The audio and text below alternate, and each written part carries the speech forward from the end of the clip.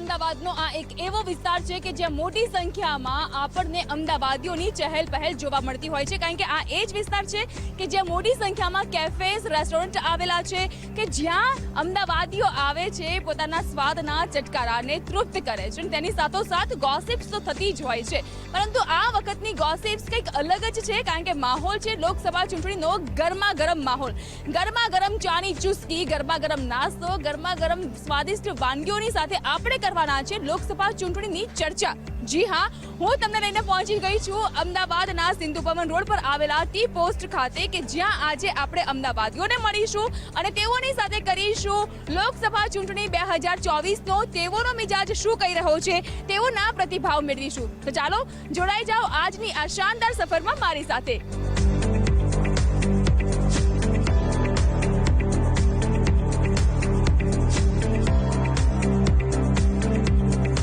આજે અમે આવી પહોંચ્યા છીએ સિંધુ ભવન રોડ પર આવેલા ટી પોસ્ટમાં કે જ્યાં ગરમા ગરમ ચાની ચુસ્કી સાથે થઈ રહી છે ગરમા ગરમ વાતો અને તે પણ ચૂંટણીની.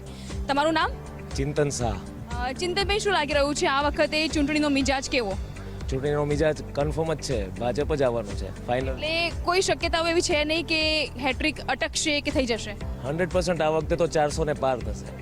કયા કયા કાર્યો જેને જનતા સૌથી વધારે પ્રતિસાદ આપી રહી છે? ઘણા બધા કાર્યો છે જેમાંથી એમ કહી શકાય કે ગુજરાતમાં તો 100% ભાજપ છે જ તે પહેલેથી અને એ જ આવે છે, પણ પૂરા ઇન્ડિયામાં આ વખતે ભાજપ ધૂમ મચાવશે. એનું રીઝન છે કે બધી જ જગ્યાએ કામ બોલે છે, સરકારનું કામ બોલે છે, કરપ્શન ક્યાંય દેખાતું નથી અને લોકોને પણ લોકોમાં પબ્લિકમાં પણ ભાજપ પ્રિય છે. કરપ્શન દેખાતું નથી અને કામ બોલે છે, તમે શું કહેશો? સાચી વાત છે. 100% કામ જે થયા છે અત્યાર સુધીમાં સારા થયા છે, એટલા માટે પબ્લિકનો સપોર્ટ છે. અમદાવાદમાં ઘણું બધું ચેન્જ થઈ ગયું છે, ઘણો બધો વિકાસ થયો છે, ઘણા બધા નવા મોડલ સામે આવી રહ્યા છે, શું કહેશો? એમ તો ઘણું બધું થયું છે, પણ હાલ જે આ લોકોનું ફોકસ છે જે ધોલેરા અને ગિફ્ટ સિટીને એને જોઈને તો એવું લાગે છે કે ભાઈ હજી આનાથી બી ઘણું બધું સારું આવશે જો ભાજપ સરકાર આમ નામ રહેશે. અને એવું લાગે છે કે આવનારા ઘણા બધા વર્ષો સુધી હજી ભાજપ સરકાર જ રહેશે. અમે લોકો અમદાવાદીઓને મળી રહ્યા છીએ અને આવી રીતે અમે લોકો મિજાજ જાણી રહ્યા છીએ ચૂંટણી લક્ષી. ઘણા લોકોને એવું કહેવું છે કે સત્તામાં આવવા માટે ભાજપ જ જોઈએ, ભાજપની સત્તા જો ગઈ તો પછી અત્યારે જે વિકાસ છે એ અધોગતિ થશે. એના માટે તો આમ જોવો તો શું કેવું, પણ ખરેખર હાલ તો એવી જ પરિસ્થિતિ છે કે ભાજપ આવે તો જ સારું, કારણ કે બીજી સરકારમાં એટલો પાવર તો હોવો જોઈએ કે આવડો મોટો દેશ ચલાવે, આવી સત્તા ચલાવે. વિકાસ કરવા માટે ભાજપ જરૂરી છે. ગુજરાતમાં નહીં, આખા ઇન્ડિયામાં જ્યાં પણ વિકાસની જરૂરિયાત છે ત્યાં ભાજપની જરૂરિયાત છે. ભાજપ હશે તો વિકાસ જરૂરી છે. પણ એ જ વિકાસના નામ સાથે વિપક્ષ હંમેશા હોબાળો કરતી હોય છે, તો વિપક્ષને શું કહેશો? વિપક્ષ છે તો હોબાળો તો કરશે જ ને, એટલે વિપક્ષને ધ્યાનમાં લેવામાં આવતું નથી.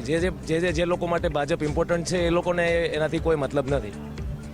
વિપક્ષ એવું કહેવાય છે કે નબળો છે. શું નબળો હતો કે પછી બની ગયો છે?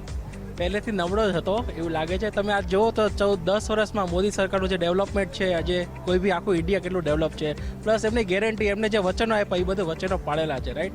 સો કામ બોલે છે, વિકાસ બોલે છે ને મોદીની ગેરંટી છે, તો 100% 400 પાર જ છે આ વખતે. આ વખતે એવું પણ થઈ રહ્યું છે, અસમંજસવાળી સ્થિતિ એવી છે કે કોંગ્રેસના લોકો ભાજપમાં જાય છે. હવે ભાજપના કેટલાક ઉમેદવાર ધીમે ધીમે પોતાનું નામાંકન પાછું લઈ રહ્યા છે, ચૂંટણી લડવા માટે ના પાડી રહ્યા છે. લાગે છે કે 400 ને પાર થશે કે પછી 399 પર અટકી જશે? 100% 400 પાર થશે. 400 પાર તો પબ્લિકનો વિશ્વાસ છે.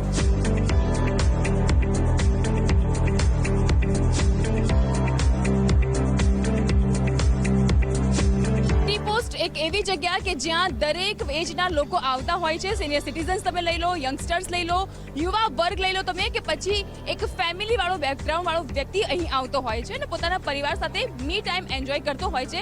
પરંતુ અત્યારે તો એ મી ટાઈમમાં ચર્ચા રહ્યો છે ચૂંટણીનો સમયગાળો અને તેની વાતો. શું કહેશો આપ? ચૂંટણીનો સમયગાળો બહુ શોર્ટ ટાઈમમાં નજીક આવી રહ્યો છે.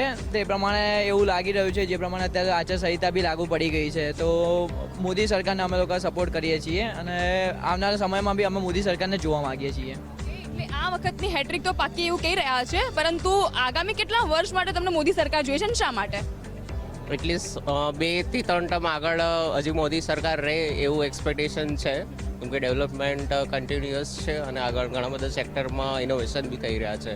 તો કયા કયા સેક્ટર એવા છે કે જેમાં હજુ પણ ફોકસ કરવાની વધારે જરૂર છે?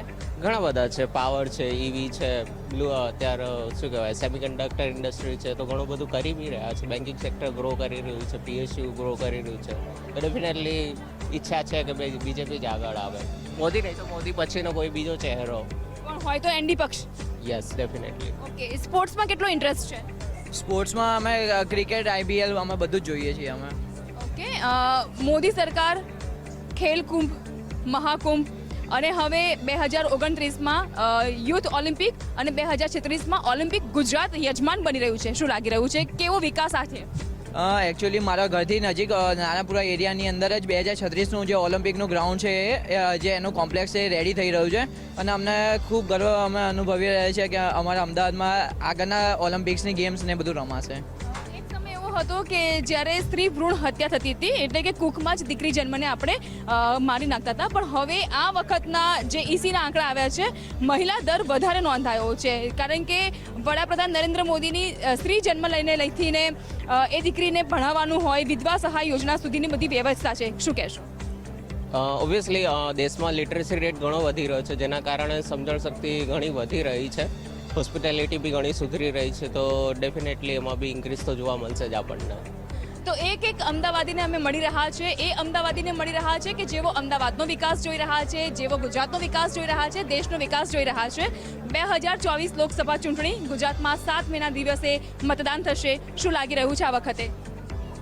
આ બાબતે એવું લાગે કે ફરીથી મોદી સરકાર જ આવી જશે અને અમને એવું છે કે આ વખતે મોદી જે કામ કર્યા છે એ માટે મોદીજીના જે ભાજપને જ જીતાડવી જોઈએ અને એમને જે કામકાજમાં પબ્લિકે પણ એમને સહકાર આપીને એમની પાર્ટીને જીત આપીને ફરીથી સત્તા ઉપર લાવીને ભારતનો અને દુનિયાભરમાં બધા આપણે ખાસ કરીને ગુજરાતીઓનો વિકાસ કરી રહ્યા છે એ માટે અમારો ખાસ સહકાર છે.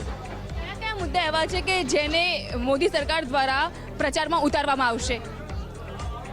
ઘણા બધા મુદ્દા છે, પણ મેઇન એમણે જે રામ મંદિર 500 વર્ષ જૂનો મુદ્દો હતો એમણે બહુ ઝડપથી સોર્ટ આઉટ કર્યો. ધારા 370 વાળો જે હતો એ પણ બહુ સારી રીતે કરીને આજે એક ચેલેન્જિંગ હતું એ પૂરું કર્યું એમણે.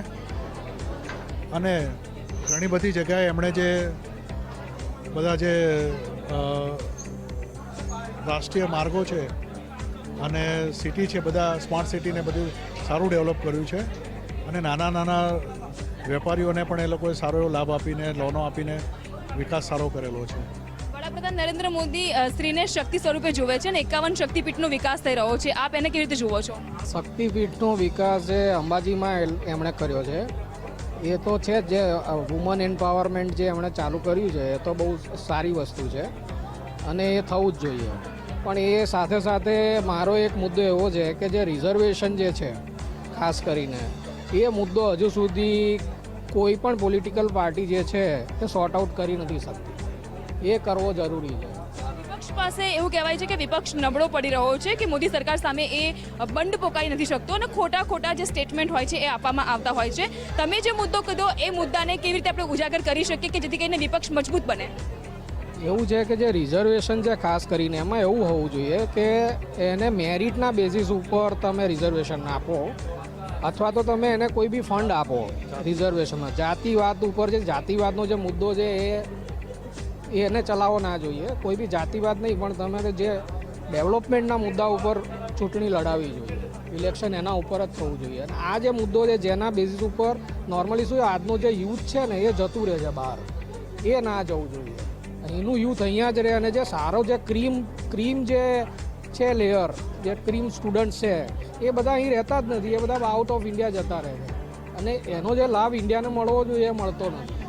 તો એના માટે કંઈક વિચારવું જોઈએ ને એમાં જે બી કંઈક કરવું પડે. ધારો કે તમારે ઇકોનોમિકલી જે તમારું સ્ટ્રોંગ ના હોય એને તમે ઇકોનોમિકલી જેને તમે ફંડિંગ કરો, ફાઇનાન્સ આપો, પણ એને તમે મેરિટના બેઝિસ ઉપર એડમિશન આપો સારી કોલેજીસમાં ને એ બધામાં. ધારો કે IITs છે કે જેટલી ગવર્મેન્ટ કોલેજીસ છે એ બધામાં જે સારી વેલ નોન યુનિવર્સિટીઝ જેટલી છે આપણી એ બધામાં મેરિટ ઉપર જ એડમિશન થવું જોઈએ. ઇવન મેડિકલમાં પણ એવું જ છે, મેડિકલમાં પણ રિઝર્વેશન છે. હવે એ રિઝર્વેશનના પોઈન્ટ ઓફ વ્યૂ તમે જુઓ તો અત્યારે એ જે ટૂંકમાં જે લોઅર મેરિટ ઉપર જે આવ્યા હોય સ્ટુડન્ટ અને એ જે ડૉક્ટર થઈને બહાર આવે છે એમની પાસે કેમ કોઈ પોલિટિશિયન જતા નથી ટ્રીટમેન્ટ કરાવવા માટે? એમની જોડે જવું જોઈએ ને એમને, તો ખબર પડે કે ના બરોબર એ લોકો એને ટ્રીટ કરી રહ્યા છે પ્રોપરલી. એવું તો થતું નથી. એવા ઘણા એવા મૂવીઝ હોય છે કે જેને લઈને આપણે સીધો જ તેનું કનેક્શન સરકાર સાથે હોય કાં તો સરકાર જે રીતે કામ કરે છે એની સાથે આપણે જોતા હોઈએ છીએ. બોલિવૂડમાં રિસન્ટલી એવી મૂવી જે રિલીઝ થઈ હોય તમે જોતા હો? હા, અમે જોયું ને હમણાં આર્ટિકલ 370 જોયું હતું અને એની પહેલાં મેં કાશ્મીર ફાઇલ્સ પણ જોયેલું. આ બધા મૂવી ખરેખર અને કેરળા સ્ટોરીઝ આ બધા ખરેખર એક તરફથી પબ્લિકને મેસેજ આપનારા મૂવી બી હતા અને સાથે સાથે જે રિયાલિટી હતી એ પિક્ચર દ્વારા જ એમને ખ્યાલ આવેલો. જે ન્યૂઝ અને મીડિયા દ્વારા જે જાણવા મળતી હતી એના કરતાં પણ જ્યારે પિક્ચરમાં બહુ સારી રીતે અમને બતાવવામાં આવેલી. એટલે બોલિવૂડનો જે આ પ્રકારના જે મૂવી છે એ ખરેખર પબ્લિક માટે અને સામાન્ય જનતા માટે પણ બહુ સારો મેસેજ આપે છે. એવું થાય છે કે આવા મૂવી જ્યારે રિલીઝ થાય છે જેમ કે રામ મંદિરનો મૂવી હોય, કેરળા સ્ટોરી હોય, કાશ્મીર ફાઇલ્સ હોય, આર્ટિકલ 370 હોય, એને વિપક્ષ અન્ય ગઠબંધનવાળી સરકાર સત્તાપક્ષ એવું વિપક્ષ કહેતું હોય છે કે આ એક ચૂંટણી ટાણે કરવામાં આવતો પ્રોપોગેન્ડા છે. શું આ સત્ય હકીકત કહી શકીએ? ખરેખર વિપક્ષની જે ભૂમિકા હોવી જોઈએ, અત્યારે આપણા ભારત દેશને એક મોટામાં મોટો પ્રોબ્લેમ એ છે કે સારો વિપક્ષ નથી. જો વિપક્ષ હોય તો એમણે આવી બધી મૂવીની પોઝિટિવ સાઈડ જોવી જોઈએ અને એમણે પોતે બી એ વસ્તુને બિરાદવી જોઈએ. સામે સાથે સાથે એમણે જે ખરેખર સરકારની જે અમુક વસ્તુઓ જે છે એની જ એમણે ટીકા કરવી જોઈએ. પણ જ્યારે આપણે રાષ્ટ્રહિતને લગતું કોઈ પણ વસ્તુ હોય એ ચાહે મૂવી હોય કે ચાહે કોઈએ કામ કરેલું હોય તો એ બધાએ વિપક્ષે શાસક પક્ષને ખરેખર સાથ આપી અને આગળ વધવું જોઈએ. પણ અત્યારે વિપક્ષ એ હાલતમાં છે જ નહીં. વિપક્ષ અત્યારે ખરેખર બહુ નેગેટિવ રીતે કામ કરી રહે છે અને ફક્ત એક જ છે કે જે શાસક પક્ષ કરે એનું આપણે ખાલી વિરોધ કરી દેવાનો. લાઈક હમણાં જેમ કેજરીવાલ જે દિલ્હીના સીએમ હતા એમને પકડવામાં આવ્યા તો વિપક્ષ બધા એવું કે જ્યાં ખોટું કર્યું છે. પણ તમે સામે જુઓ કે જ્યારે દેશમાં કોવિડનો પ્રશ્ન ચાલતો હતો ત્યારે કેજરીવાલ જે શરાબની નીતિ વિશેની જે આખી કેબિનેટ સાથે કામ કરતા હતા જે બહુ ખોટી વસ્તુ હતી. તો વિપક્ષ એ બધો મુદ્દો જોવો જોઈએ કે ક્યારે આપણે કોઈને સાથ આપવો જોઈએ અને ક્યારે ના આપવો જોઈએ. એટલે વિપક્ષ ખરેખર બહુ સ્ટ્રોંગ થવો જોઈએ એ અમારી લોકોની બહુ ઈચ્છા છે. જેટલો ભાજપ એટલે બીજેપી શાસક પક્ષ સ્ટ્રોંગ છે એટલું જ વિપક્ષે સ્ટ્રોંગ થવાની જરૂર છે. ભાજપ અને સત્તા પક્ષ સ્ટ્રોંગ છે એટલું વિપક્ષે સ્ટ્રોંગ થવાની જરૂર છે. તો લડત કહેવાય ને કે કાંટે કી ટક્કર જામશે. પણ એવું લાગી રહ્યું છે કે આજે પરિવારવાદ છે, વંશવાદ છે, નેશનલ હેરાલ્ડનો કેસ હોય, રોબર્ટ વાડ્રાનો જે જમીન સંપાદનનો કેસ હોય, આ બધા મુદ્દા વિપક્ષને નડી રહ્યા છે, ખાસ કરીને કોંગ્રેસને. સ્ટ્રોંગ ઓપોઝિશન નથી એ તો બહુ સાચી વાત છે. અને મેઇન મુદ્દો શું છે કે જેટલી વખત મોદી સાહેબે જેટલી વખત એવું કહ્યું કે ભાઈ રાહુલ ગાંધી કે સોનિયા ગાંધી એના ઉપર આટલા બધા કેસીસ થયા તો કોઈ બીને તમે એને કેમ અત્યારે જેલમાં નથી મોકલી શક્યા? એને મોકલી શકવા જોઈએ ને. તો એ કેમ કંઈ પ્રૂવ નથી થતું? જેટલી વસ્તુ એ બોલી રહ્યા છે એ પ્રૂવ બી થવું જોઈએ, એ થતું નથી. એ જ વસ્તુ વિપક્ષે બી ઉઠાવવી જોઈએ કે અમારા ઉપર જે બી એલિગેશન મૂકવામાં આવ્યા છે તો પ્રૂવ થતા નથી. તો એ સ્ટ્રોંગલી જ્યારે આવી રીતના પ્રજા સમક્ષ જશે અને એ કહેશે કે ના ભાઈ આ બધા જે એલિગેશન્સ છે ખોટા છે અથવા તો બીજેપી જે છે એ એને સાચા ઠેરવવા હોય તો એને એકચ્યુઅલી કોર્ટમાં પ્રૂવ કરે અને એને જેલમાં નાખે. એવું થતું નથી.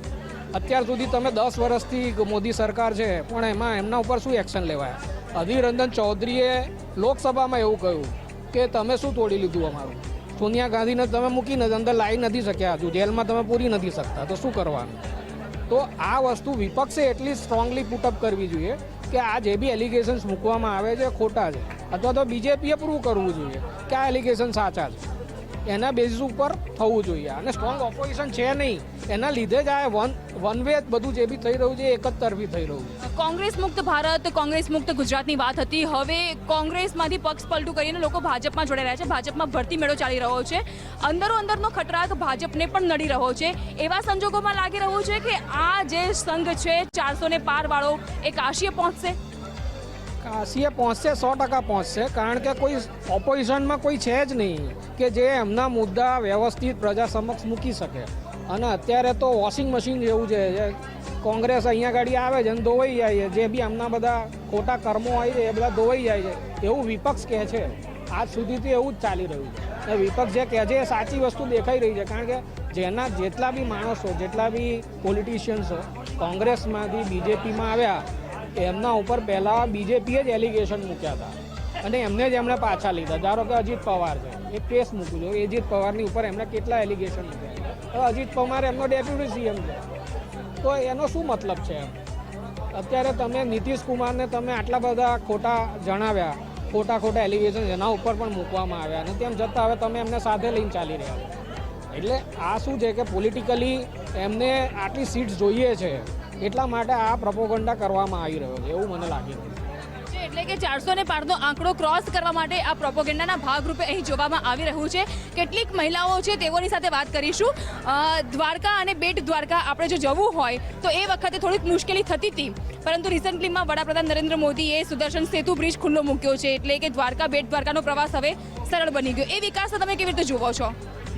ઓબ્વિયસલી સારી રીતે જ જોઈએ, કારણ કે બેટ દ્વારકા અને દ્વારકા એ તો આપણું ચારધામ એટલે ભગવાન કૃષ્ણનું ધામ છે અને ત્યાં લગભગ 99% બધા લોકો જતા જ હોય અને એની જાત્રા ઇઝી થઈ જાય તો નાના બચ્ચાઓથી એજવાળા સુધીને બધા જ ખુશ થાય, હેપી થાય. એટલે એને સારી રીતે જોઈએ. એને એકચ્યુઅલી તો રાજકીય નીતિ જોડે તો ના જ જોડાય, એ તો શ્રદ્ધાનો વિષય છે. હા, એટલે એ તો બહુ સારી વસ્તુ છે. એનાથી વોટ બેંક નથી ખુલી જવાની. સાચી વાત છે, કારણ કે વોટ બેંક ન ખુલે અને આ ધાર્મિક મુદ્દો છે, રાજનીતિક મુદ્દો ન બનાવવો જોઈએ. પરંતુ રામ મંદિરનું જ્યારે 22 તારીખે પ્રાણ પ્રતિષ્ઠા થઈ ત્યારે વિપક્ષ દ્વારા તેને રાજનૈતિક મુદ્દો બનાવવામાં આવ્યો. રામ મંદિર મળી ગયું છે, રામલલ્લા આવી ગયા છે, હવે મથુરા કૃષ્ણભૂમિ જન્મ લેવાની છે. આવી જશે આપણે હાથમાં? ઓબ્વિયસલી આવશે જ.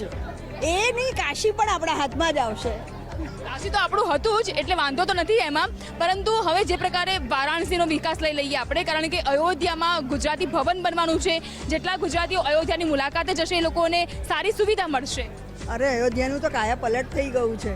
પહેલાં જે દશા હતી એના કરતાં તો અત્યારે બહુ જ સરસ થઈ ગયું છે અને આને જ તો વિકાસ કહેવાય ને. આંટી, તમે અહીંયા ટી પોસ્ટમાં આવો છો, કેટલા વાગ્યા સુધી બેસો છો અને ગપ્પા મારો છો? બહુ બધા ગપ્પા મારીએ છીએ. તો એ ગપ્પામાં હવે આ લોકસભા ચૂંટણીનો મુદ્દો કેટલો ગરમાય છે?